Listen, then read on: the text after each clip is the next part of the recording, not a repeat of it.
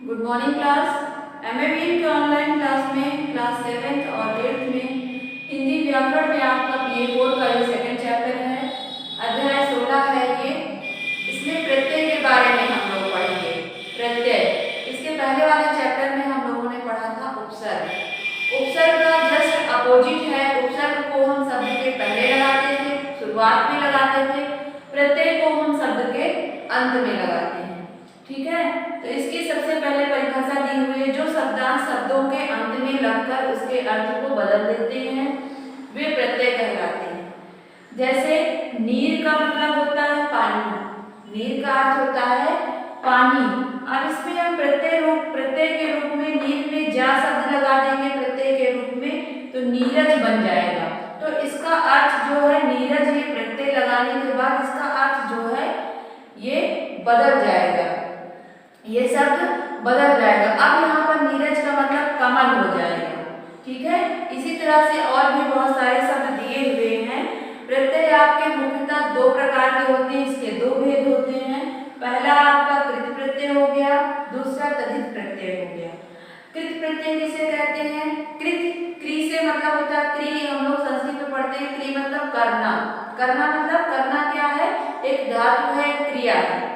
तो कृत से हम लोग याद रखेंगे कि जो प्रत्यय धातुओं के अंत में, जो प्रत्यय धातुओं के अंत में, जिन प्रत्ययों को जो प्रत्यय धातुओं के अंत में लगते हैं वे कृत प्रत्यय कहलाते हैं।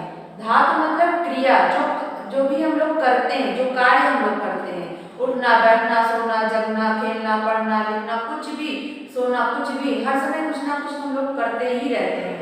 तो जब धातुओं के अंत में जो प्रत्यय लगते हैं उन्हें कृत प्रत्यय कहते हैं, इसलिए इन्हें कृदंत कहते हैं, इसलिए इन्हें कृदंत कहते हैं। कृत लिखेंगे तो कृत हो जाएगा अंत, यानी धातुओं के अंत में जो प्रयोग किए जाते हैं। जैसे लिख, लिखना क्या है? लिख एक धातु है, धातु मतलब क्रिया, लिखना एक क्रिया है, उसमें आवट प्रत्यय लगाएंगे तो लिखावट हो जाएगा। ठीक है, तो ये एक कृत प्रत्यय है। कृत प्रत्यय से जुड़ा हुआ शब्द हो गया लिखावट। फिर उसी तरह दूसरा दिया हुआ है आपका तद्धित प्रत्यय। दूसरा है तद्धित प्रत्यय, जो प्रत्यय संज्ञा, सर्वनाम, विशेषण आदि के अंत में लगकर नए शब्दों की रचना करते हैं, उन्हें तद्धित प्रत्यय कहते हैं। जैसे गरीब शब्द क्या है? गरीब शब्द क्या है? एक विशेषण। गरीब क्या है? किसी की विशेषता बताई जा रही है और इसमें ई प्रत्यय लगा दिया है, संज्ञा है ये गरीब शब्द, इसमें ई प्रत्यय गरीबी, तो विशेषण बन जाएगा। गरीबी, इसमें ई प्रत्यय लगाया गरीब में तो गरीबी हो गया। ठीक है, तो इसी तरह से जो तद्धित प्रत्यय होगा उसका हम लोग प्रयोग जो है संज्ञा, सर्वनाम, विशेषण और अन्य में किया जाएगा। इतना याद रखिएगा कि हम लोग जो कृत प्रत्यय है उसका धातुओं में प्रयोग करेंगे, बाकी सब में जो है हमें तद्धित प्रत्यय का प्रयोग करना है। ठीक है, तो ये यहाँ पर आपका प्रत्यय चैप्टर खत्म होता है। बहुत सारे एग्जाम्पल आपके बुक में दिए हुए हैं, जैसे कृत प्रत्यय के भी भेद दिए हुए हैं। कृत प्रत्यय के कितने भेद दिए? बहुत सारे हैं। कर्तृवाच्य है, जैसे कर्तृवाच्य में दिया हुआ है, कर्मवाच्य में दिया हुआ है, भाववाच्य में दिया है, करणवाच्य में वाचक दिया हुआ है। तो इस तरह से चार में दिए हुए हैं। कर्तृवाचक कृत प्रत्यय जिस प्रत्यय से बने शब्द कर्ता का बोध कराते हैं, कर्ता का बोध कराते हैं। जैसे घुमक्कड़ हो गया, भुलक्कड़ हो गया, बिकाऊ, टिकाऊ, घुमाऊ, इस तरह से जो हमें ऐसे शब्द प्रत्यय से लगे हुए ऐसे शब्द जो हमें कर्ता का बोध कराए, वो कर्तृवाचक हो गए। कर्मवाचक में उसी तरह है, जो हमें कर्म का बोध कराए वो कर्मवाचक हो गया। जैसे ना प्रत्यय लगाएंगे पाल में तो पालना हो जाएगा।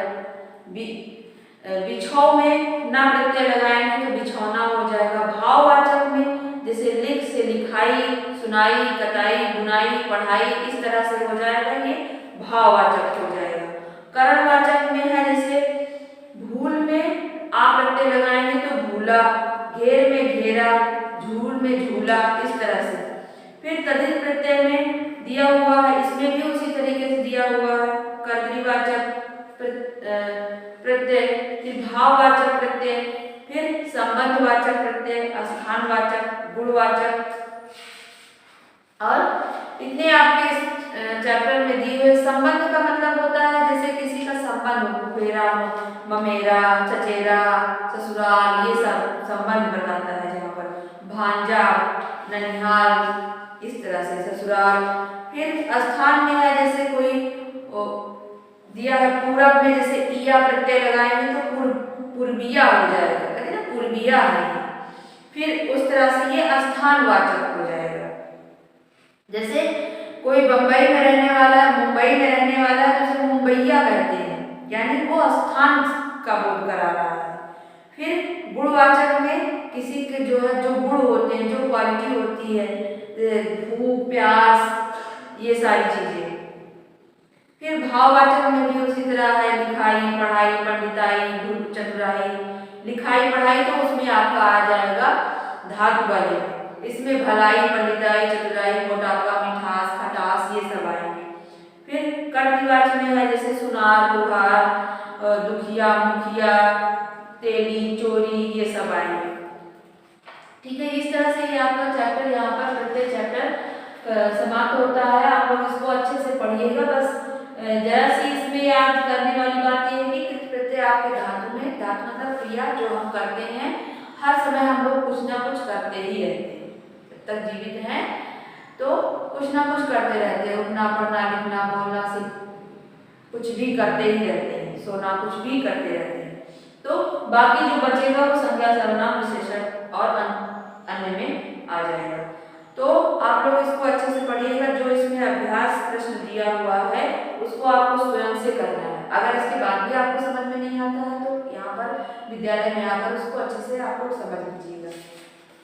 स्वयं से आप सभी चैप्टर पढ़ेंगे तो कर लेंगे। तो आज की क्लास में बस इतना ही। Thank you for watching.